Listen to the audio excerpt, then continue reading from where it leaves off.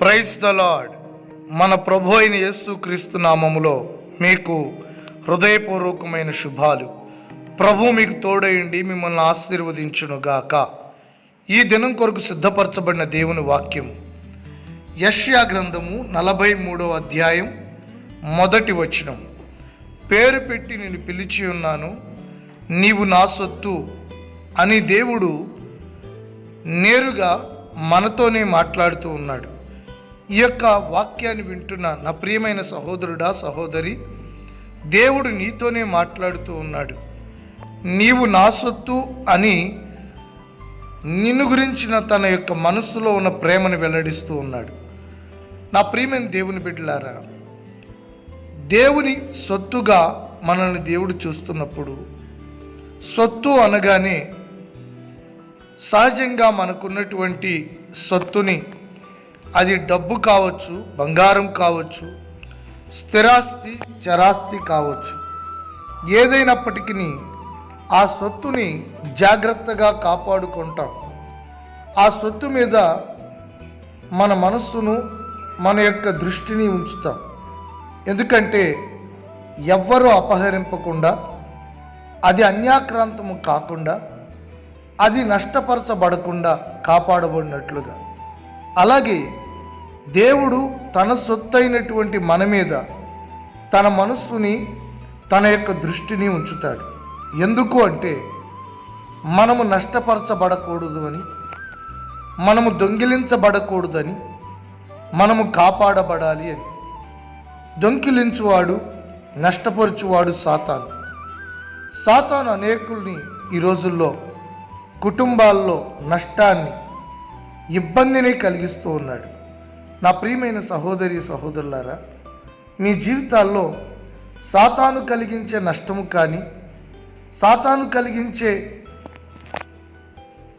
అపాయములు కానీ జరగకుండా ఉండినట్లుగా ప్రభువు మీ మీద తన దృష్టిని నిలిపి ఉంచారు. భయపడొద్దని, పేరు పెట్టి నేను పిలిచి ఉన్నానని, నువ్వు నా సొత్తని ధైర్యం చెప్తూ ఉన్నారు.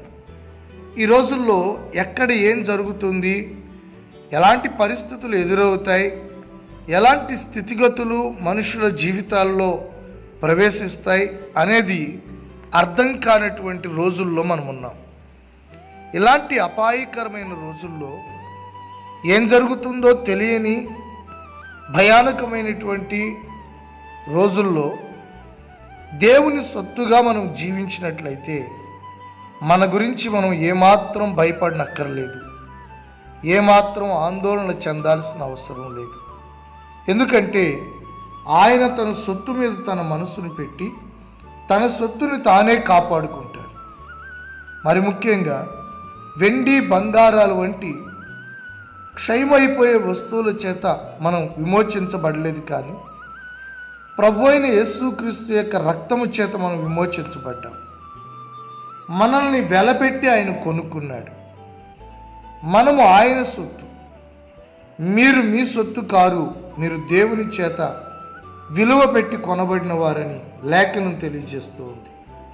కనుక మన గురించి ఆయన ఎంతో శ్రద్ధ వహిస్తూ ఉన్నారు. ధైర్యంగా ఉండండి. ఏ పరిస్థితిని బట్టి కూడా మీరు భయపడకండి. మీకు అపాయం ఏమీ రాదు. ఏ కీడు మీ గుడారాన్ని సమీపించదు.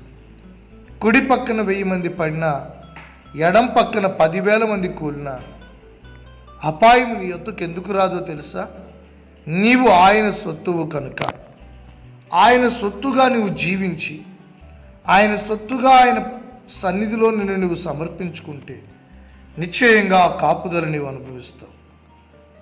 ఇట్టి కృప కలుగునట్లుగా ప్రార్థన చేసుకుందాం. ప్రేమగల తండ్రి, మహాగణుడు అయిన మా దేవ, భయపడకము, పేరు పెట్టి నేను పిలిచి ఉన్నానని నువ్వు నా సొత్తని ధైర్యపరుస్తున్నావు. నీ సొత్తైన ప్రజలను నువ్వు కాపాడే దేవుడవు, భద్రపరిచే దేవుడవు నాయన. నీ ప్రేమను బట్టి వందనాలు. ఈ వర్తమానం విన్న ప్రతి బిడ్డను బలపరచండి.